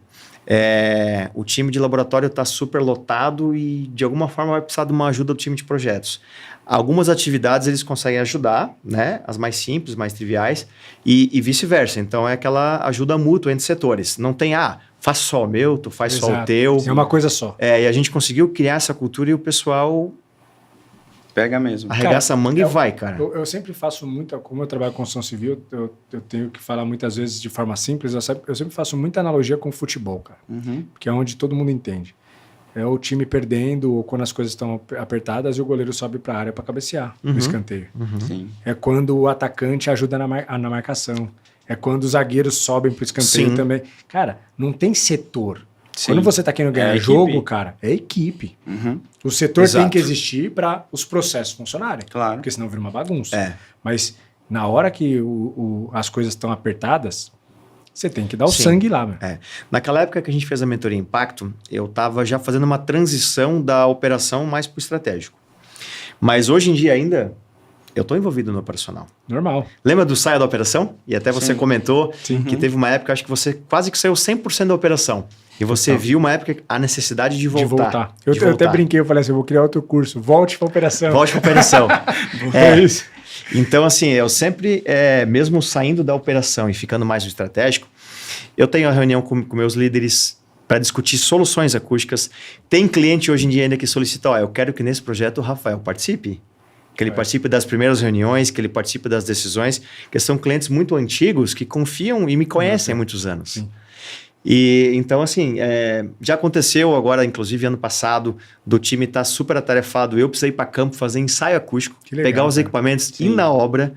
Então, isso aí, cara, é lindo isso aí. É legal. Legal, pô. A gente cobre dono de verdade, cara. Vai lá fazer o negócio acontecer. Exatamente, fazer acontecer. Que massa, cara.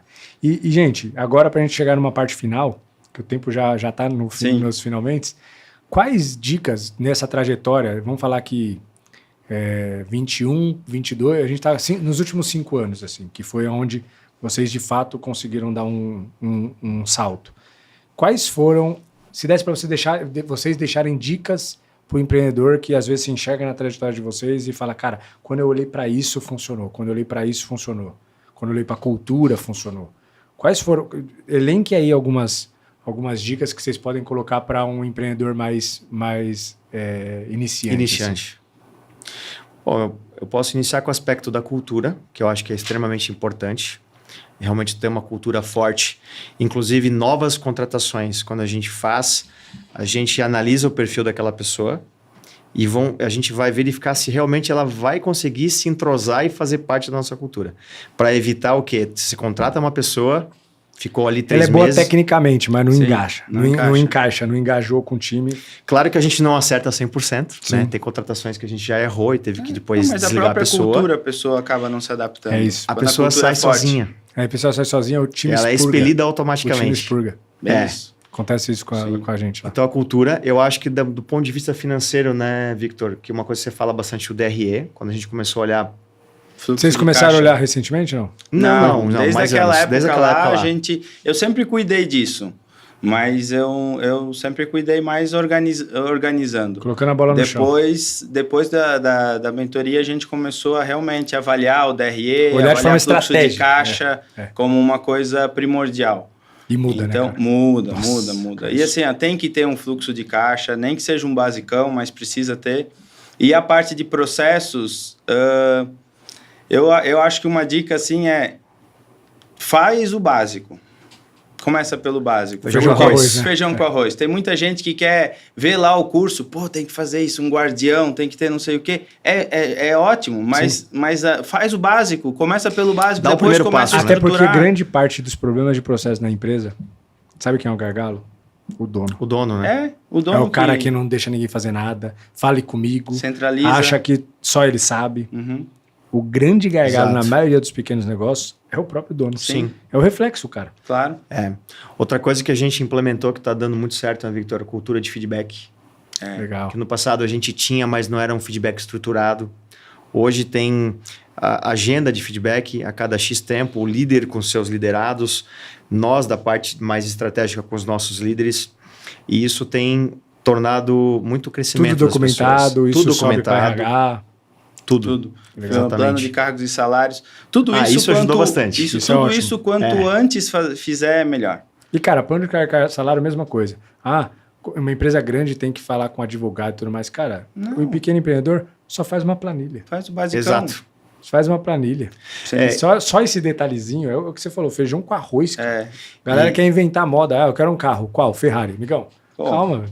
Dá pra ir pra praia com um Celta. Sim. Mas eu não tenho carro. Cara, Celta é melhor que não ter carro. O pessoal prefere fazer... Já é mania de grandeza. É melhor fazer o bom do que querer fazer o ótimo, não fazer nada, né? Exato, é isso mesmo. É isso mesmo. Tem mais algum, Rafa? Não, acho que é isso aí. Eu acho que No mais... final vocês mapearam Os a espinha principais- dorsal. a espinha dorsal, né? Hoje a gente já está num nível que hoje a gente tem indicador de tudo. Hoje a gente tem fala indicador do de Power BI, né? Power BI. produtividade. Como que hoje vocês estão fazendo? Tudo Power BI, cara? Tudo Power BI, tudo centralizado no ClickUp. Então, o Power BI pega do ClickUp, pega também do sistema financeiro e pega do sistema do CRM. Então nós vocês temos tudo praticamente, integrado hoje. Hoje nós conseguimos tem saber... visão ao vivo. Sim, ao vivo. praticamente Olha ao vivo. isso, cara. Que E legal. hoje a gente consegue saber a rentabilidade por trabalho, por funcionário que trabalhou naquele trabalho. Então, hoje, assim, por exemplo, uma pessoa que é um estagiário, ele tem um custo. Sim. Um Valor- técnico, um engenheiro tem Valor outro. por hora dedicada, tal. Então, custo de equipe custou X. Isso. A gente tem por hora. Tá. Isso é surreal. E hein? como é que a gente calcula esse custo hora? No ClickUp, cada atividade que o colaborador faz, ele tem que lançar as horas. Aí vem a cultura do lançamento, Isso. que a gente está sempre ali mantendo ela. E tem que ser repetição. exato. E tem que ser lá no início também. Então, todo dia, o colaborador, no final do dia, tira um tempo para ele fazer o lançamento das horas no ClickUp. Durante o dia, ele vai anotando paralelamente numa planilha Excel, porque às vezes o ClickUp é meio lento para você fazer o lançamento em tempo real. E então, a gente consegue hoje ter certinho cada subatividade de cada projeto, tipo um projeto dividido em 15 fases. Quanto tempo gastou em cada uma das fases, quais os colaboradores. Aí temos uma tela de produtividade que diz, o nosso time de laboratório está trabalhando, 70% em serviços e os outros 30% é atividades internas, reuniões, melhorias, tudo isso está 100% Até uma reunião mapeado. que se marca, você mede lá. A gente mede lá quanto... É uma hora não produtiva, a gente coloca. Caraca, eu vou começar a medir reunião lá. Hein? E o nosso Não custo... E o nosso custo, a gente calcula o custo do funcionário dividido pelas horas produtivas. As horas improdutivas Então, a gente não a hora considera. dele sempre muda. São absorvidas. São absorvidas as porque- horas ativas. Porque ele produziu aquilo lá. Se ele produziu só a metade... Não, e outra, você começa a ter também uma coisa que se as empresas fizessem, e eu tenho até medo de fazer essa na minha, Tu vai ver que o tem gente... custo da reunião. Sim. Isso é. E A aí gente- você começa a ficar muito mais diligente também. Não fazer reunião para tudo. Às vezes só vamos juntar aqui na mesa, trocar uma ideiazinha, cada um volta para sua e vamos trabalhar. Não, vamos para bem reunião. Aí perde foco, fala, bate papo. Tu vai ver que tem bastante impacto. Isso aí é um problema gigantesco. E eu falo pra caramba. Né? Então eu preciso diminuir minhas reuniões. Os caras, se a minha equipe tivesse assistindo falar, aí, Felipe, você tá falando de você mesmo. Então, por isso que eu falei que eu tenho medo desse número. Sim. Entendeu? Mas é legal, quando tu tem indicadores, até para a gente tomar decisão, a gente agora está fazendo uma análise em cima de cada projeto, a gente está criando um indicador de produtividade até para dar uma bonificação para os time setores. operacional também. Muito bom. Então, tem vários indicadores. Então, o indicador principal é a quantidade de horas que a gente orçou versus a quantidade de horas utilizada. Só que a gente consegue estratificar isso por que foi feito dentro. Então, tem alguns indicadores ali. Então, a gente está vendo... Por exemplo, a gente conseguiu observar que às vezes uma pessoa ou às vezes uma função específica está vulnerando aqueles trabalhos. Então a gente começa a ver assim, tá, mas será que isso não está afetando a nossa produtividade? Será que não era de trocar? Será que não teria que ter alguém... Ou assim, às vezes a pessoa até é muito boa, só que ela não consegue fazer na mesma velocidade que a outra. Porque você tem comparações. Tu vai começar a ter comparação. Então, ali a gente começa a pegar e coisa assim, pô, nós podemos ser mais eficiente ainda. Caramba, e teve uma colaboradora nossa que a gente tomou uma decisão mais tarde, tira, não tira, e hoje a gente fez umas reuniões há um mês atrás, a gente viu que ela afetou vários projetos. A produtividade dela, entendeu? E ela trabalhava bem, só que ela era mais devagar que as outras. Então, assim, não é uma questão de ser boa ou não. Não é uma questão só de perfil, é uma questão de produtividade. Exato. Então, hoje a gente tem uns tempos estabelecidos. Olha, tal função, até o 3º mês, a gente nos indicadores pode abonar, pode fazer uma vista grossa e justificar, né? Sim, indicador justificado. A partir do 3º mês, então, é uma responsabilidade do líder treinar essa pessoa. Para ela entrar na média, pelo menos. Para entrar na média, pelo menos. E aí porque a média já é ruim. Sim. Se você parar para analisar, sempre a média é medíocre. Exato. Então a média já é uma merda. E então entrar na média é o mínimo. Sim. É o mínimo necessário. Então essas análises mais profundas são essenciais para o dia a dia para a gente tomar as decisões. E você tem que demitir rápido quando você também Exato. tem esse... Por isso que é importante indicador. Porque quando você começa a ver, você fala, putz, demite rápido, cara.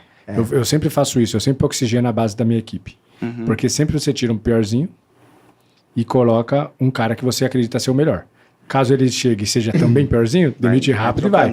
Mas quando você consegue achar um cara que tenha lá, vamos falar que você tem uma equipe de 5 pessoas, você tirou o 5º e trouxe um cara que assumiu a 3ª posição, a média melhorou e o 4º agora é 5º. Uhum. E aí, cara, o time, o 4º, melhora. Sim, exato. Tudo sobe. Porque a régua da média sobe. Sim. Então, oxigenação de equipe é fundamental, cara. E com o indicador também, eles conseguem observar isso, né? Exato. Agora tá tudo na cega. Você abre, coloca a vista. Até o próprio líder do setor, ele olhou e falou, putz, não é mesmo que tá acontecendo isso? Se eu tivesse visto isso daqui há 6 meses atrás, eu teria tomado outra decisão, ou teria feito alguma atitude para melhorar isso. E vocês deixam à vista? Ainda não, a gente tá terminando de implantar isso. Isso é massa, hein? Deixar um telão lá, né, pessoal? Deixa os caras... Os líderes já comentaram conosco, tá na nossa mira do investimento, de deixar um telão lá em cada setor. Uma TV, pô. Sim? TV. Uma TV lá ligada. O meu cunhado, ele trabalha com engenharia, depois eu vou até... Eu tava conversando aqui com vocês, lembrei disso. Vou perguntar para ele se ele tem todas as disciplinas, eu acho que não acústica. Legal. Aí, ele é um cara bom para vocês virem para São Paulo, porque ele tá dentro das grandes aqui. Sim. E na dele, cara, é na tela, assim, ó. Nossa, é pauleira, velho. Sim. O que a gente observa, assim, às vezes a dificuldade é muito trabalhoso implementar algumas coisas, né? Sim. Então, assim, plano de carga de salários não foi tão simples assim, até encontrar a lógica, tá? Né, exato. Victor? Quantas horas vai trabalhou? Vai e volta, às vezes você dá uma atitude que precisa voltar atrás. Não, e às vezes na teoria é lindo, mas na hora que tu vai implantar, tu fala, tá, mas não tem, aqui não vai dar certo, porque não casa. Tem que ter coerência. Tem coerência, entendeu? Não é tão simples quanto Por parece. exemplo, a tela de indicadores operacionais foi quase 1 ano para a gente botá-la em prática. Sim. Até então, lá, vários testes, porque, por exemplo, assim, ó, a gente tinha um indicador lá de medir eficiência. Mais agilidade. Então, esse trabalho, se você ficar X% abaixo das horas estimadas, ele pode ser agilidade. Só que a gente observou que, às vezes, a nossa precificação não está certa. Só que a precificação depende lá do líder do setor dizer, olha, Larissa, esse trabalho aqui é um trabalho de X horas. Quando tu vai fazer o orçamento, a média é X horas. Só que às vezes a gente vai evoluindo, tornando processos mais rápidos. Sim, eficiência. Então, assim, como que você vai dizer se realmente a equipe foi mais rápida ou se foi uma incoerência, não porque a moça lá que orçou está errado, mas porque o nosso método de precificação precisou ser aprimorado. Exato. Então, até você calibrar tudo isso cara, 1 ano demorou. Números sempre são facas de 2 gumes. É o que eu falei do lead lá. Nossa, 16%. Faca 2 gumes. Sim. Eu sempre faço a análise oposta. Sempre quando eu recebo um número bom, eu tento achar a pegadinha. Sim. Porque sempre tem, cara. Da onde que tá vindo? Ali no nosso caso, eu acho que às vezes a recompra, né? Para eu acreditar no número... Ali é a recompra. E a gente vê que, por prospecção, o nosso time está fazendo o SDR, né? Apesar que os dois vendedores hoje, eles fazem dupla função, SDR e Closer. Legal. No futuro, talvez, quando estiver rodando melhor, porque é um projeto meio novo ainda. Então, a gente está, talvez, dividir ou contratar um terceiro para fazer SDR. Sim. Então, a gente está testando as coisas para ver... O tipo de cliente que a gente coloca lá, eu tenho também a minha média de conversão. A nossa média de conversão é 7 a 8% de orçamento. Então, eu gero muito orçamento e vendo pouco. Só que quando eu pego por tipo de cliente novo do Google, vai lá para baixo. Sim. Mas quando eu pego cliente da casa, vai lá para cima. Então, eu fraciono, eu tenho um número global do meu comercial, mas eu fraciono por origem. Originação. Por origem, sim. Porque aí você consegue ver o seguinte, porque senão, se você fica só vendo o número global, às vezes você está perdendo dinheiro da recorrência. Mas nós temos uma fração. Tem? Porque aí você vai para cima e fala, cara, cliente da casa tem que converter 36. Sim, essa fração tem. O que está acontecendo? Sim. Porque você começa a perder a mão da onde está o furo do balde. Outra coisa que a gente fez, Felipe, no início o nosso CRM era no ClickUp. Então, o ClickUp é uma ferramenta customizável. Você vai montando conforme você precisa. Chegou um momento que a gente precisou ir para um CRM profissional realmente. Qual que vocês estão? Hoje é o Pipe Drive. A gente também. É o melhor. É o melhor. E a gente integrou... Talvez ele perca para um Salesforce, mas aí já... a gente está falando assim... Muito elevado, não estou falando de um SaaS padrãozinho de mercado. O Pipe Drive é ótimo. Então, hoje a gente consegue ter tudo bem estratificado. Mas, com certeza, esses números globais hoje é por causa da recompra. Mas a gente vai aprimorar isso aí. O que não tem problema nenhum. Na verdade, isso é mérito. A ideia é entender o quanto da recompra está sendo... Está representando naquele todo. Porque se a recompra representa tudo, o resto não está dando nada. Então, e aí você aí você olha uma análise e fala, nossa, tá 16. Você fala, o quê? Vocês estão perdendo dinheiro aqui em cliente novo. Eu quero aumentar esse número. Aí você força. E essa pressão individualizada, por mais que o número global tá boa, aumenta ainda mais. Por exemplo, a gente tem um número global. A nossa média de fechamento é 22 dias. Provavelmente quem está puxando esse global também é a recompra. Por isso que você tem que individualizar, cara. Exato, eu não analiso o global. Eu nem olho, praticamente. Tá lá, mas eu não analiso. Por quê? Porque eu forço individualmente cada tipo de cliente a subir. E no final o global sobe. Claro. No final, para mim, em termos de financeiro e tudo mais, é global que olha, porque é a média lá geral. Claro. Mas na hora da cobrança da equipe, é individualizar. Até para não largarem uns, né? Eles vão no mais fácil. E acontece, tá? Vão no mais fácil, não tem como. Se tá com um volume muito grande de orçamento, eu vou dar prioridade aqui para os clientes da casa. O que é justo. Sim, claro, fecha mais. Só que aí um número começa a cair. E às vezes isso vai esconder, se você olhar só o global, que tá faltando gente agora para orçar e você ter mais volume de orçamento. E na época, Felipe, a gente fez aquele curso teu também do 8P de vendas. De venda. A gente implantou as 8 metas. Hoje a gente tem, na verdade, subdividido 4 metas e 4 super metas. Olha que legal, depois me passa. Deixa eu ver essa evolução aí. Sim. E os vendedores estão... Isso funciona, não funciona? Funciona. Meta fracionada funciona demais. Funciona demais. O nosso consultor de processos comerciais gostou muito dessa ideia. Inclusive, ele fez o teu curso de processos. É mesmo? Que legal, a gente comprou e é ele que fez. Mas é um consultor muito experiente, ele já está há 20 e poucos anos. Ele é consultor de processos?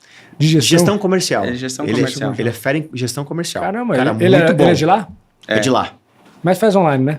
Ele na verdade, ele é meu braço direito na Cital. É mesmo? Que legal, cara. E aí ele fez essa consultoria na Que massa, cara. Que massa, porra. Que bom, cara. E um baita de um trabalho, tá? E cara, eu fico muito feliz que os cursos, os projetos surtiram efeito, cara. Muito legal ver uma empresa como vocês, de gente boa pra caramba, vocês dois, dando certo. E mérito total, cara. Tipo, e é muito louco porque você vê que, no final das contas, é quem tá à frente do negócio. Porque o conteúdo tá disponível, cara. Sim. Exato. O conteúdo tá disponível. É assim, agora, o que vocês pegam, ou como vocês tratam a informação que vocês recebem e colocam na realidade, é o que vai determinar. Sim. E é isso e ponto. E não precisa ser exatamente igual como foi passado. O negócio é pegar a essência. Essência, exato. Espinha dorsal do que foi falado. A gente pegou a essência de várias coisas, algumas coisas nem implantamos, mas a essência a gente conseguiu levar. E isso fez toda a diferença para nós, tá? Isso é fundamental, você pegar o que falam e traduz para tua realidade. Isso. Senhores, cara, papo massa, hein, cara? Dá para ficar umas 2 horinhas aqui, hein? Dava? Tranquilo. Gente, eu vou agradecer os patrocinadores aqui. Eu tenho uma pergunta final para fazer para vocês ainda, hein? Tá. Galera, todo esse audiovisual de qualidade é graças aos patrocinadores que acreditam no projeto e investem para que tudo isso aqui seja de forma gratuita aqui na internet. Então eu quero começar agradecendo ao nosso patrocinador master, SMB Store, do meu parceiro Alonso.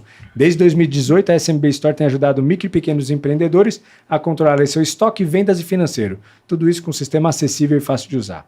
A agência R-Plan, do meu parceiro Rodrigo Álvares, que oferece a solução completa de marketing digital para negócio, cuidando das empresas com olhos de dono. Desde a criação de sites, gestão de anúncios, planejamento estratégico, social media e SEO.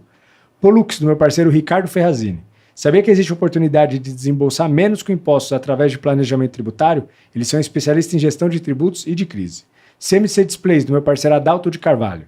Tá precisando vender mais? Então seu negócio precisa de soluções criativas para PDVs. Balcões, bandejas, displays e muito mais. WJR Consult, do meu parceiro Wallenstein Jr. Aumente seus lucros, seja aumentando receita ou reduzindo despesa. Gestão financeira descomplicada para empresários. Inspira Capital, do meu parceiro Fabiano Brito. Operação e gestão financeira por assinatura, o braço direito do empreendedor. BPO financeiro não é mais futuro, é presente. CrossHost, quer dar voz ao seu negócio e alcançar mais pessoas? A CrossHost é especialista em produção audiovisual e soluções de internet, criando podcasts, eventos e transmissão ao vivo com qualidade excepcional. Max Service, contabilidade que tem como missão a parte consultiva ao empreendedor, estando sempre próximo da gestão da empresa. Com o ecossistema completo, oferece atendimento desde o simples até o lucro real. Inclusive, o lucro real eles têm como especialidade. E, por fim, meus amigos da Dissiste Borghese Advogados. Você está com dificuldade para pagar seus impostos? Ou você tomou alguma autuação tributária que está colocando em risco a sobrevivência do seu negócio? Chama a turma da Dissiste Borghese. Eles são um escritório jurídico especializado em direito tributário e empresarial. Tamo junto, patrocinadores. Muito obrigado pela moral, muito obrigado por acreditarem. Você que está escutando esse podcast provavelmente tem algumas dores no seu negócio. Pode ter certeza que algum desses patrocinadores resolvem essas dores. Pode ir de olho fechado, que é uma galera curada por mim. Tamo junto. Show. Senhores, pergunta final para fazer para vocês. Primeira coisa, amanhã vocês vão estar aqui o dia todo? O que vocês vão fazer à noite? Nada? Nada. Amanhã vai ter um jantar, cara. Agora que eu tô me ligando de convidá-los, amanhã vai ter um jantar do Mastermind da Além do CNPJ, se vocês quiserem, cara. Massa. Participar, Boa. Vai ser massa. Vai ser onde, Felipe? Vai ser na Bandeirantes. Bandeirantes? Na Bandeirantes. Tá. Lá no... Esqueci o nome daquele. Rancho Português. Show. Vai ser um tema legal, cara. Vai ser um jantar de um grupo de empresários. É pequeno, a gente tá com 35, mas amanhã eu acho que tem umas 25 pessoas confirmadas, que é normalmente o tamanho que sempre acontece. E a gente vai falar sobre... M&A do ponto de vista comprador, então a gente vai ter um CEO lá que já participou e comprou várias empresas, então ele vai olhar do ponto de vista comprador, para nós empreendedores temos divisão, e vai ter uma outra palestra de um cara que estava na posição de CEO, cresceu o negócio dele, começou a dar certo e ele começou a ter dinheiro. Que é o que acontece com o empreendedor, e ele fala, o que eu faço com esse dinheiro? Sim. E aí começou a investir em negócios, então ele vai falar de uma transição também de CEO para investidor. Legal. E, cara, é um papo massa pra caramba com uma galera selecionadíssima, e vocês vão ser muito bem-vindos. Obrigado pelo convite. Amanhã tamo junto. Acho que vamos pular. E, pessoal, pergunta final que eu vou fazer, eu vou começar com o Neto. Sobrou pra mim. Neto, imagina, cara, que a gente sai do podcast aqui, você pega o carro, tá indo lá pro teu hotel, e, bicho, carro tá de táxi, né? Eu vou separado, tá? Vai separado. Eu vou com o Uber separado, tá? Aí o carro sofre um acidente, bate o carro e morre, cara. Você morreu. Tô batendo na madeira, sempre bato na madeira. Nunca ninguém bateu o carro, muito menos morreu. Mas é só pra trazer peso pra pergunta, cara. Mas, cara, Quantos você tá agora, Neto? Eu tô com 42. 42 anos de vida, baita trajetória. Agora que você começou a dar IBIT da forte. Pô, morreu agora, Deus. Você vai chegar lá agora, me deixar mais um pouco lá. Mas, bicho, Deus te chamou e falou, tua missão tá concluída. Caso isso acontecesse e essa fosse tua última aparição pro mundo, o que você deixaria de mensagem, cara? Putz, cara, que pergunta. E eu não te dei spoiler, você viu o que ele queria, né? Qual é o legado que tu deixaria? Que mensagem que você deixaria pro mundo, cara? Putz, cara, eu acho assim que, primeiro, faça a coisa certa, né? Eu acho que quando tu faz uma coisa, tu faz as tuas coisas certinho, tudo dentro dos conformes, tu deixa um legado aí para trás. De forma honesta, né? De forma honesta e assim, que seja perene. Total. Hoje, se eu faltasse, as empresas continuam, porque elas estão dentro dos trilhos, elas estão tudo certinho. Então, eu acho que o maior recado é assim, faça as coisas certas. Não tente o atalho, Que esses atalhos, por mais que às vezes te dá um up no começo, mas depois tu leva um tombo e aí tu fica o resto da vida patinando. É isso. Então eu acho que dentro dessa linha aí. Perfeito, cara. Né? E você, Rafa? Cara, tipo um equilíbrio em todas as coisas que você faz na vida, né? Então, assim, se deixar, na nossa empresa a gente tem trabalho 24 horas. Você não para, né? Você não para nunca. Então, eu acho que é muito importante ter um equilíbrio trabalho, família, o cuidado com o seu corpo também, exercícios físicos, né? Até ter acompanhado, você faz... Jiu-jitsu, né? Isso aí, cara, foi uma mudança real pra mim. Eu sempre gostei de fazer exercício, então academia, crossfit e tal, eu sempre gostei de me exercitar de fato. Porque, conforme eu falei, no passado eu tive um baque muito grande, né, daquele câncer. E realmente foi aquele momento para eu despertar, cara, não posso mais ser assim. Porque se eu partir, deve estar minha esposa, e o que adiantou se matar pelo trabalho? É isso. Mas assim, a gente como empreendedor precisa, a gente sempre está conectado. Eu e o Neto estamos sempre conversando no WhatsApp, às vezes é 10 da noite, 11 da noite, estamos trocando ideia, cara. Legal. A gente não para, mas a gente tem um equilíbrio, entendeu? Então, eu deixaria esse recado de ter uma vida equilibrada. Isso é fundamental. E é uma dor gigante do empreendedor, hein? E a gente se cobra um pouco, a gente tem isso na cultura da empresa também. Isso é legal. A gente vê que o funcionário às vezes está trocando o dia pela noite, a gente chama lá e fala, ó, tu tem que ter teu momento, segura aí. E às vezes o Neto já muitas vezes me deu um puxão de orelha, Rafa, tu tá no ritmo pesado de novo, cara, acho que precisa dar uma segurada de volta. Olha que legal. Então, cara. Um ajuda o outro nesse sentido, né? Nossa, isso é bom. Esse cuidado com o sócio. Cuidado, exato. E então a gente zela muito pela equipe, pela saúde da equipe como um todo. Então a gente quer que todos também vão bem, né? Que todos prosperem junto com a gente. E é uma empresa realmente muito ética, né? Um crescimento sólido, mais ético. Então a gente prefere... Claro que a gente está tendo resultados exponenciais, mas às vezes poderia ter muito mais, só que daí você começa a quebrar alguns princípios que pra gente não vale a pena. Que não vale a pena. Que não vale a pena. Exatamente. Cara, baita episódio. Papo vida real mesmo, das coisas que vocês estão fazendo lá. Cara, aqui embaixo, gente, tem aqui o @ da Cital. Da Cital e da Scala. Da Scala. E vou colocar os deles também. Sim. Vamos virar produtor de conteúdo? Não sei, mas pede para seguir. Se eles vão deixar, é outra história. Mas, galera, muito obrigado. Fico muito feliz aí da trajetória que vocês construíram. Fico muito feliz de fazer parte de uma certa forma dela. Fico muito feliz da amizade que a gente construiu. E, cara, é isso. Contem comigo para os projetos que a gente está fazendo juntos, de palestra e tudo mais. Inclusive, a gente estava falando lá de marcar mais eventos aqui para a gente rodar empresas.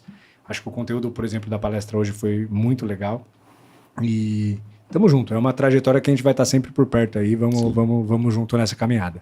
Obrigado, William. Também te agradecemos aí pela oportunidade, pela parceria aí desde lá do começo do Além do CNPJ. E também, que precisar, nós estamos aí, somos parceiro. Precisar alguma coisa no Sul, precisar trazer para cá, a gente vem aí também. Isso aí. Tamo junto. Tamo junto. Valeu. Até muitíssimo obrigado, brother. Obrigado, Felipe. Rafa, obrigado. Vamos pra cima. E você que ficou aqui até agora, muito obrigado por ter acompanhado até o final. Aqui embaixo tem vários botõezinhos, clique em todos para engajar e sucesso. Até a próxima. Valeu! Valeu.